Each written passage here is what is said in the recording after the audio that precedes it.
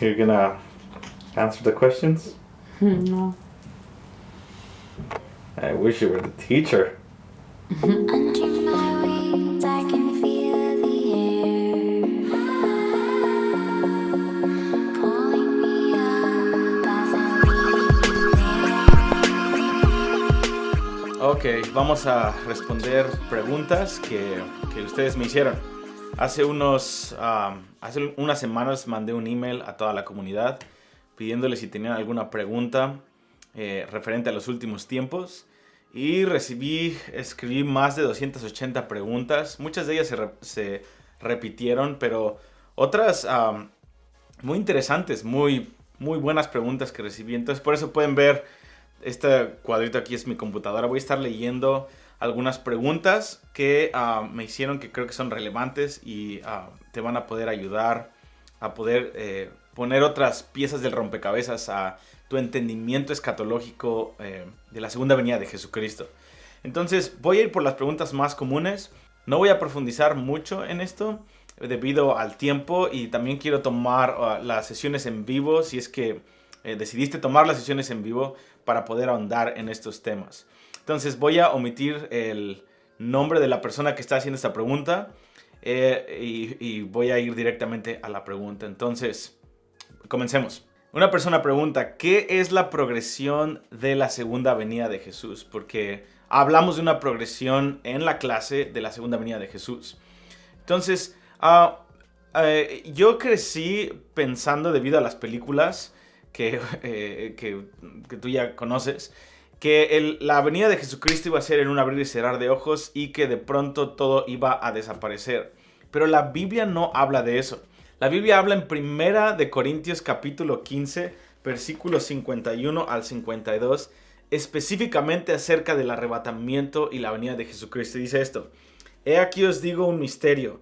No todos moriremos, pero todos seremos transformados en un momento, en un abrir y cerrar de ojos, a la final trompeta, porque se tocará la trompeta y los muertos serán resucitados incorruptibles y nosotros seremos transformados. Cuando habla de un abrir y cerrar de ojos, la Biblia dice que no es acerca del arrebatamiento. Está hablando del arrebatamiento, pero lo que pasa en un abrir y cerrar de ojos es nuestra transformación de nuestro cuerpo. Y esto es lo que va a pasar. Jesucristo viene al sonar de la séptima trompeta y él, según Mateo 24, versículo 29 al 32, dice que después de la gran tribulación, él envía a sus ángeles a los cuatro esquinas de la tierra, millones de ángeles para, número uno, los santos que estaban muertos resucitan y ellos son elevados en las nubes. Y nosotros que hayamos quedado, que es lo que está hablando Pablo, vamos a ser arrebatados por ángeles a las nubes para encontrarnos con el Señor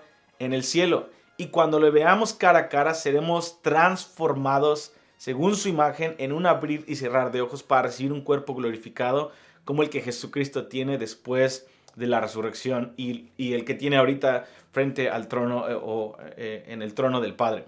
Entonces, esa es lo que la Biblia nos dice, que en un abrir y cerrar de ojos seremos transformados. Ahora, una vez que eso sucede, Jesucristo empieza una procesión que en el capítulo pasado te hablé de eso, que es una procesión que tiene tres etapas. Número uno, Jesucristo viene en una nube con poder y con gloria y con los ángeles de su Padre, viene en las nubes y dice que todo ojo le verá y va a recorrer longitud y latitud de la tierra en diferentes partes.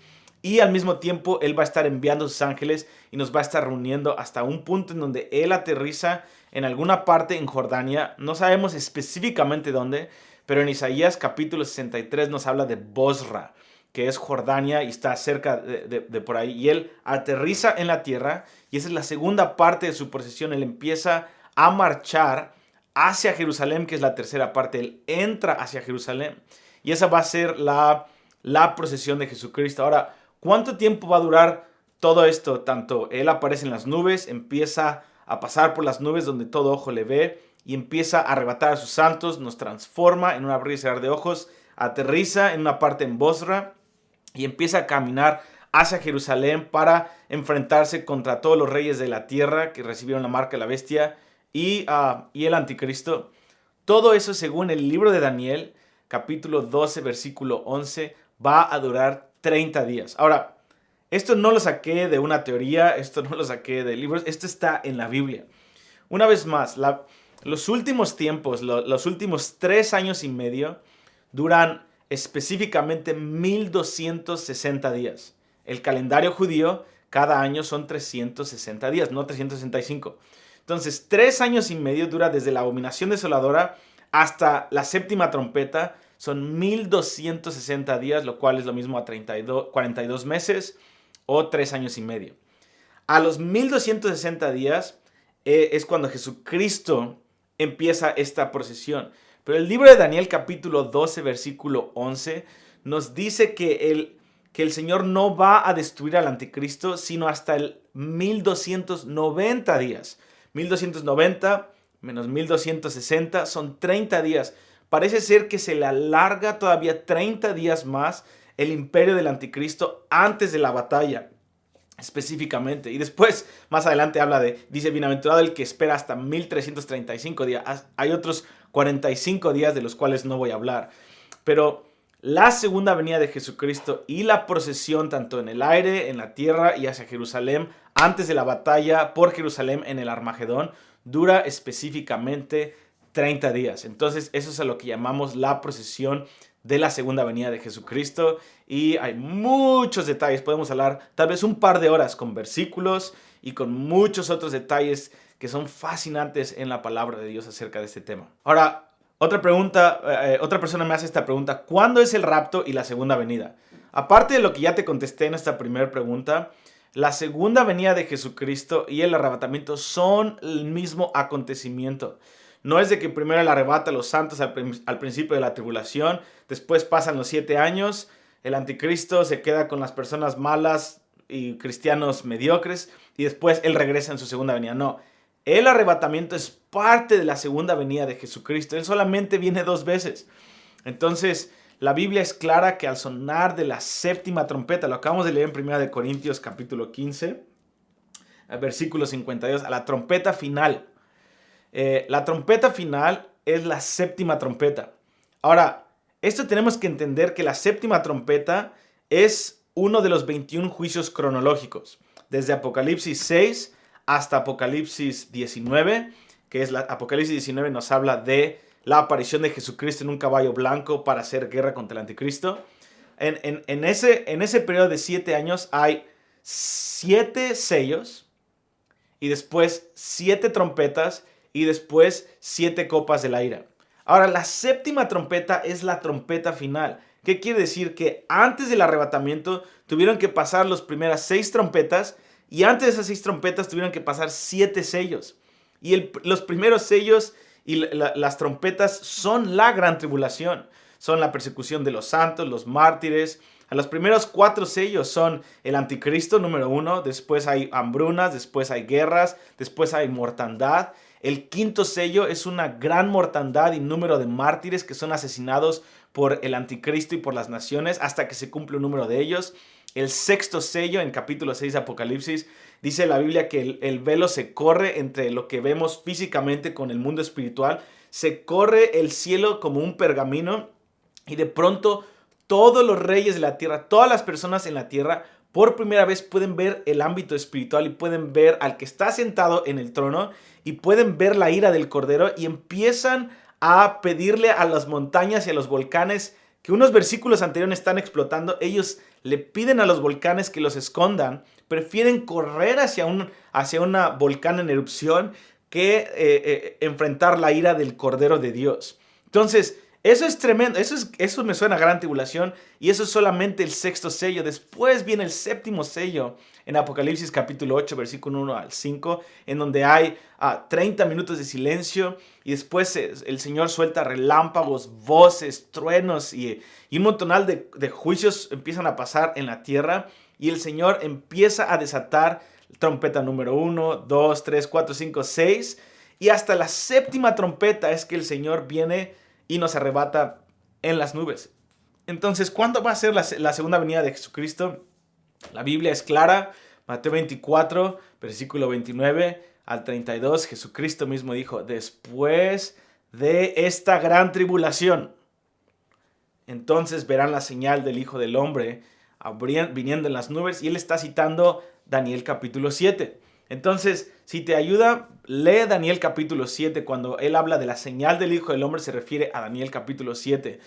Y él está diciendo literalmente, cuando él venga, cuando Jesucristo, cuando yo venga como el Hijo del Hombre, a ponerle fin a Satanás y a la bestia y a los imperios de este mundo y a darle el trono a mis santos, es hasta la séptima trompeta, hasta el final, hasta después de esta gran tribulación.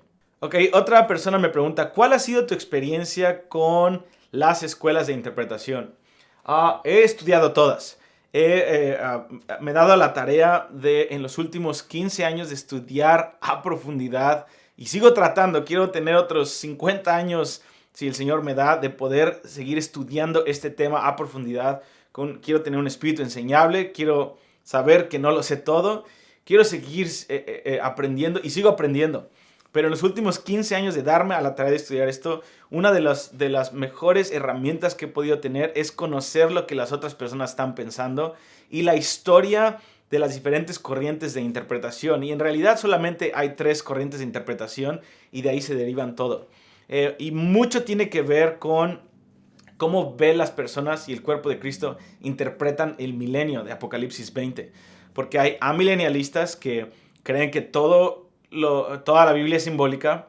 Número 2, están los postmilenialistas que piensan que Jesucristo va a regresar hasta después que la iglesia tome control de la tierra. Quiere decir que el milenio empezó después de que Jesucristo se fue, lo cual es imposible. Y están los premilenialistas, que es la corriente en la que yo pertenezco, si así lo quiere decir.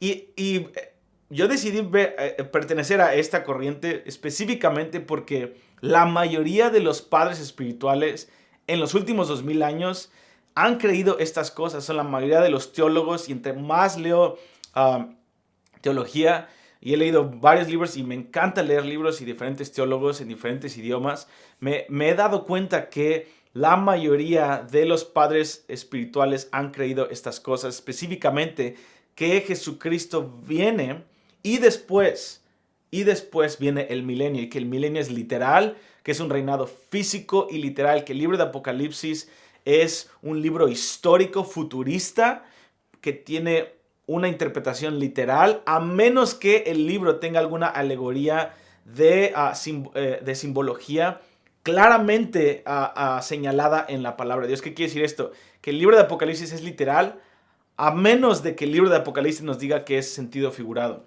Entonces, esa es mi corriente, estoy firme. Mientras más leo la Biblia, más me doy cuenta que los padres de la antigüedad estaban en lo correcto. Que Jesucristo va a venir, que el milenio va a ser después de su segunda venida, y que todas las cosas que él dijo que iban a pasar literalmente. Así como su primer venida no fue simbólica, y gracias a Dios que no fue simbólica, porque si su primer venida hubiera sido simbólica, no hubiéramos sido salvos. Pero gracias a Dios que él sí vino como un bebé, sí vino en un pesebre, sí vino en Belén, y sí vino a salvar al mundo, y sí vino a sufrir, y su resurrección es literal, no es simbólica. La resurrección de Jesucristo es literal. Y eso es lo peligroso de estar en una corriente amilenialista en donde todo es simbólico, porque entonces quiere decir que también la primera venida de Jesucristo fue simbólica. Y no, la Biblia fue clara. Hubo algunos simbolismos de la primera venida de Jesucristo, pero fueron claramente interpretados de que eran solamente para enfatizar verdades físicas y reales de la primera venida de Jesucristo. Ahora, la segunda venida de Jesucristo va a ser literal. Va a venir el Señor Jesucristo, Él va a venir en un caballo blanco, Él va a venir a hacer guerra contra el anticristo, literalmente va a ejecutar a reyes de la tierra que se le opongan, y Él va a traer un milenio y un reinado literal, y gracias a Dios por eso. Entonces, esa es mi escuela de interpretación. Soy histórico premilenialista, y lo puedes buscar eso en Google y aprender más de eso, pero estoy siempre abierto a aprender más. Entonces vamos con la siguiente pregunta. Ok, otra persona me pregunta, esta es la pregunta de las más importantes que podemos tener, y una vez más, esto es tal vez un par de horas de enseñanza porque es súper vasto, y tal vez algún día sería bueno hablar de esto más a profundidad, pero voy a darte la respuesta más clara que pueda darte, y más concisa y más corta también por cuestiones de tiempo. ¿qué podemos saber de las 70 semanas de Daniel? Ok, las 70 semanas de Daniel, número 1, las encuentras en el libro de Daniel, capítulo 9, versículo 24 al 27. Son 4 versículos, 24 al 27. 4 versículos que nos dicen claramente, fíjate, te lo leo. Dice, 70 semanas están determinadas sobre tu pueblo y sobre tu santa ciudad. Entonces, hay 70 semanas y cada día de esa semana representa un año, o sea, 490 años. Y las primeras 69 semanas ya sucedieron. Y empezaron desde la salida de la reconstrucción de la ciudad y del templo con Nehemías hasta la muerte de Jesucristo en la entrada triunfal a Jerusalén. Y esa semana literalmente pasaron 69 semanas en lo que representan esa semana. Entonces, falta todavía una semana y la Biblia aquí, Gabriel está diciendo a Daniel, estas 70 semanas han sido determinadas de Dios en el calendario de Dios hacia Israel. Entonces, falta una semana que se tiene que cumplir. Y estas semanas son los últimos 7 años de los que hemos estado hablando de los últimos tiempos, en donde se va a hacer un pacto Israel con el anticristo, se va a confirmar un pacto, pero a la mitad de la semana, o sea, a los 3 años y medio, el anticristo va a violar ese pacto de la reconstrucción del templo, de los sacrificios diarios, y va a traicionar a la ramera, va a traicionar a Israel, y va a traicionar a cualquier persona que no adore a su imagen. Y va a haber una gran tribulación. Entonces, del versículo 24 al 27, tú puedes ver el misterio de los últimos, de los 400 y tantos años antes de Jesucristo y el misterio de los últimos 7 años de la historia. Entonces, una vez más, esto es un tema tan vasto porque puedes medir los días y todo y es súper preciso. Entonces, lo más importante que puedes saber, de hecho yo llamo estas 70 semanas y Daniel 9, el esqueleto o la columna vertebral de toda la profecía bíblica referente a lo que Dios va a hacer hacia Israel y a través de Israel hacia las naciones. Entonces, estas 70 semanas no solamente determinan el futuro de Israel, sino también determinan el futuro de las naciones gentiles, porque Dios puso, después de que se acabó esa semana número 69 y entramos como gentiles, el Señor ha estado obrando por 2000 años antes de empezar esta última semana 70 a través de la iglesia por 2000 años para poder llevarnos al nivel de poder resistir la última semana y poder alcanzar a Israel. Y esto es lo que tienes que aprender y esto es lo más importante de las 70 semanas de Daniel y te lo voy a decir. Hay 6 cosas que Dios tiene planeadas hacia Israel y estas 6 cosas son el plan de los últimos 2000 años de la historia. Y esto es lo que dice Daniel 9:24. 70 semanas están determinadas sobre tu pueblo y sobre tu santa ciudad para, número 1, terminar la prevaricación. Número 2, poner fin al pecado. Número 3, expiar la iniquidad. Número 4, traer la justicia perdurable. Número 5, sellar la visión. Número 6, sellar la profecía. Y número 7, ungir al santo de los santos, o sea, ungir a Jesús como el rey de toda la tierra y de Israel. Si tú quieres resumir la historia del evangelio y cuál es el plan de Dios hacia Israel y hacia las naciones, esas 6 cosas nos determinan cuál es el propósito de Dios, de por qué Dios está tratando con Israel y con las naciones en los últimos 2000 años. Entonces, una vez más, seguramente te lancé mucha información. No puedo profundizar por cuestiones de tiempo, pero te animo a buscar esas cosas y estudia qué quieren decir esas 6 cosas que te acabo de leer. Vamos a la otra pregunta. Ok, ¿cómo podemos prepararnos como iglesia para la segunda venida de Jesús? La pregunta muy importante. De una manera práctica necesitas leer. Necesitamos leer la palabra y meditar en la escritura, pedirle al Espíritu Santo por sabiduría. Y número 2, tener un estilo de vida de santidad. La Biblia dice en Mateo 5, sin santidad, bienaventurados los de limpio corazón, porque ellos verán a Dios. Queremos tener un estilo de vida que está de acuerdo a nuestra entrega al estudio y a nuestro indagarle al Señor para poder ver al Señor, para poder experimentarlo. No queremos solamente que nuestra cabeza se expanda, queremos que nuestro corazón se ensanche para poder creer estas verdades, poder orar estas verdades y poder vivir estas verdades. Una persona que solamente sabe la teoría de los últimos tiempos no ora. Pero cuando tu corazón se ensancha, tu vida de oración cambia y tu vida de oración y tu gracia para orar aumenta. Tu vida de intercesión se vuelve tal que empiezas a reclamar naciones en el nombre del Señor. Empiezas a orar por tu nación, por tu ciudad. A la luz de estas cosas, mucha gente dice, oh, yo no quiero saber de eso porque no me importa y no me toca a mí. No. Entre más sabes de estas cosas y más Dios toca tu corazón, más te vas a querer luchar porque tu ciudad esté en una posición adecuada para recibir un avivamiento en medio de los últimos tiempos en vez de un juicio y seguir al anticristo. Yo estoy luchando porque Kansas City y estoy orando en oración, luchando en oración. Quiero luchar con mis amigos y quiero criar a mis hijos bien para si el Señor tarda en llegar en 30, 40 años, no sé, 10 años, quién sabe. Kansas City siendo una ciudad en donde hay leyes que están a favor de Dios, que hay gente, iglesias avivadas, que podemos multiplicar la comida cuando no podemos comprar y vender, cuando sea requerida la marca de la bestia, vivir unas vidas de santidad en donde no estamos ofendidos con Dios, sino estamos soltando la misericordia, estamos predicando el evangelio. Queremos hacer eso y es la manera en la que nos podemos preparar. Así que toma la palabra y estúdiala con gente y mantén un espíritu enseñable y no un espíritu para debatir y para atacar. Todo eso me da... Continuemos. Ok, vamos a responder la última pregunta de esta semana y las demás las vamos a tener que responder en la sesión de preguntas y respuestas en vivo. Pero esta persona me pregunta, ¿qué va a hacer el Armagedón y cuándo? El Armagedón no es una campaña del Armagedón. El Armagedón es un lugar en donde caben, son como unos 100 kilómetros de distancia, pero caben como 70, 80, 90 millones de personas y es una explanada que está a las afueras de Israel. Entonces el Armagedón va a ser en donde el anticristo va a juntar a sus ejércitos y van a marchar para tomar posesión de Jerusalén. No existe la batalla del Armagedón, es más, el Armagedón es el lugar donde el enemigo se reúne y donde Jesús los reúne para tomar posesión de Jerusalén. El enemigo rodea Jerusalén porque ellos no quieren que el Mesías entre a Jerusalén. Entonces ellos salen a recibir a Jesús y Jesús los junta y el enemigo los engaña para que vengan a la batalla del Armagedón. Y es una dinámica bien interesante porque el enemigo los engaña, Dios les manda un espíritu engañador para que crean que pueden hacer guerra contra el Cordero y vencerlo. Y Jesucristo los junta como si fuera alguien que está pisando el lagar.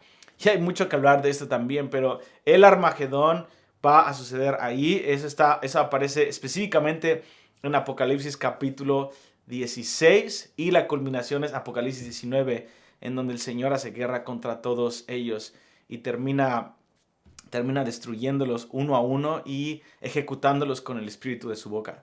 Dios te bendiga y vamos a continuar con estas preguntas. Si tienes más preguntas, por favor, hazlas debajo de tu pantalla y todavía tenemos tiempo para contestarlas y tú todavía tienes tiempo para preguntarlas. Dios te bendiga y te veo en nuestro próximo capítulo.